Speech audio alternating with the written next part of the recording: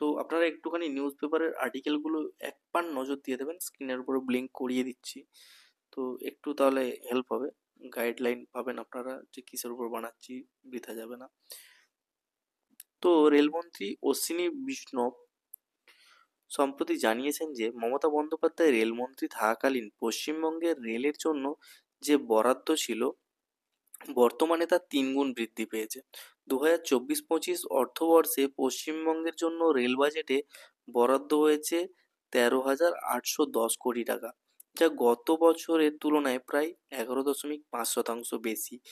রেলমন্ত্রী আরও উল্লেখ করেছেন যে রাজ্যে রেল পরিকাঠামো উন্নয়নের জন্য 98টি স্টেশনকে ঢেলে সাজানোর পরিকল্পনা হয়েছে। তবে তিনি অভিযোগ করছেন যে রেলের প্রকল্পগুলির ক্ষেত্রে রাজ্য সরকারের থেকে প্রয়োজনীয় সহযোগিতা পাওয়া যাচ্ছে না, যা উন্নয়নমূলক কাজের অগ্রগতিতে বাধা সৃষ্টি করছে। এই ব্যাপারটা আমাদেরও একটু ডাউট ছিল অবশ্য।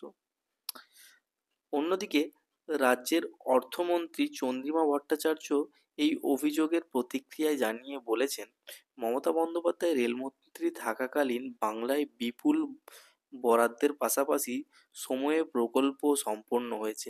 তিনি আরও বলেন, উন্নয়ন নিয়ে রাজ্য সরকারের সদিচ্ছার অভাব কোনোদিনই ছিল না, আজও নেই। এছাড়াও পশ্চিমবঙ্গের রেলপথের উন্নয়নে 43টি প্রকল্পে মোট 60,168 কোটি টাকা বরাদ্দ করা হয়েছে, যার মধ্যে নতুন লাইন নির্মাণ, ডবল লাইন তৈরি এবং গজ কনভার্সন এর মতো কাজ অন্তর্ভুক্ত রয়েছে। তো এইটুকুই আমাদের মেন ফান্ডা ছিল যে এই 60,168 কোটি টাকা বরাদ্দ করা হয়েছে, আর লাইন তৈরি হচ্ছে, ডবল লাইন তৈরি হচ্ছে, আর গজ কনভার্সনের মতো কাজও অন্তর্ভুক্ত চলছে। মানে আমাদের বেসিক্যালি রেলওয়ের যে সেফটিটা এর উপরেও ফোকাস দিন, আমরা এটা চাই। তো যারা যারা এইটার প্রতি সহমত তারা একটুখানি কমেন্ট করে দেবেন, আর এই আপডেটটা ভালো লেগে থাকলে বলবেন। রেলের প্রতি এখন বেশ কিছু আপডেট পাচ্ছি, জানাচ্ছি আপনাদের।